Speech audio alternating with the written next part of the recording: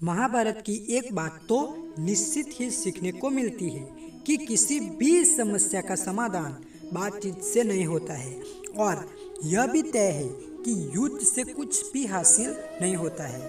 इसका मतलब यह है कि वार्ता का विफल होने के बाद युद्ध करो और युद्ध करने के बाद तबाही पर आंसू बहाओ।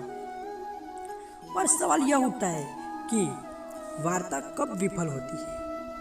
वार्ता तब विफल होती है जब सामने वाले पक्ष से कोई एक मूर्ख अड़ियाल रख अपनाता है और अंत में सभी उसका साथ देने पर मजबूर हो जाते हैं। खैर, क्या महाभारत युद्ध और युद्ध के बाद भारत तबाह हो गया था?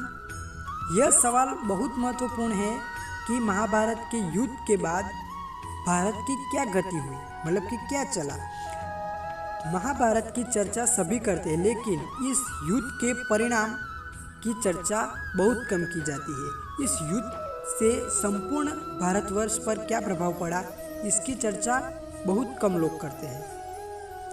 तो आओ आज इसका विश्लेषण करते हैं।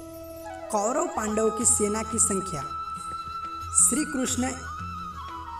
कृष्ण ही की एक अक्षौहिणी नारायणी सेना मिलाकर कौरवों के पास 11 अक्षौहिणी सेना थी, तो पांडवों ने 7 अक्षौहिणी सेना एकत्रित कर ली थी। इस तरह सभी महारथियों की सेनाओं को मिलाकर कुल 1 करोड़ से ज़्यादा लोग ने इस युद्ध में भाग लिया था। उस काल में धरती की जनसंख्या ज़्यादा नहीं थी।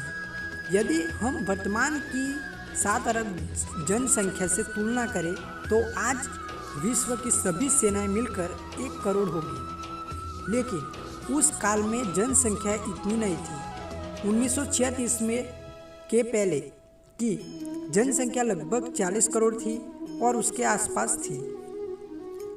1650 में ईस्वी में संपूर्ण धरती की जनसंख्या लगभग 50 करोड़ थी। इस प्रकार यदि हम और पीछे जाएंगे तो धरती की जनसंख्या इससे भी आधी थी। तब क्या हम यह अनुमान लगा सकते हैं कि 3112 ईसा पूर्व धरती की जनसंख्या कितनी होगी?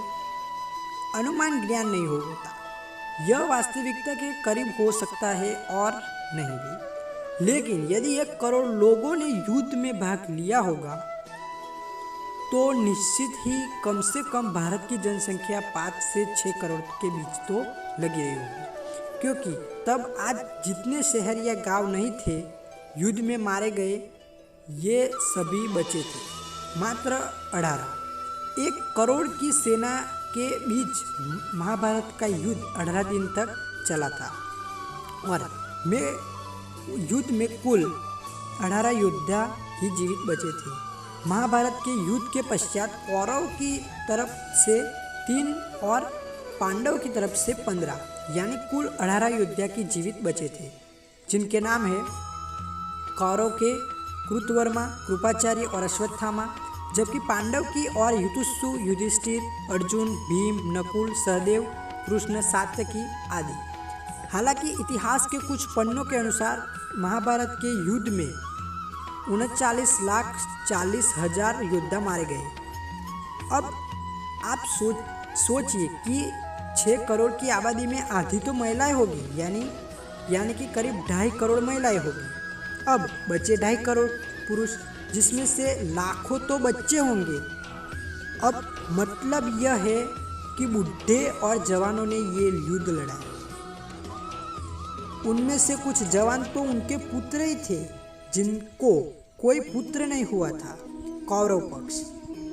कौरव की सेना से दुर्योधन व उसके 99 भाइयों सहित भीष्म, द्रोणाचार्य, कर्ण, मद्रनरेश, शल्य, भूरिश्वा, अल्यम्बुस, कलिंगराज, श्रुतायुध, शकुनी, भगदत्त, जयद्रथ, विद्य, अद्रुवीन, काम्बोजराय, सुदक्षिण और वृद्धहल आदि उनके पुत्र पौत्र युद्ध में शामिल थे, जो सभी मारे गए।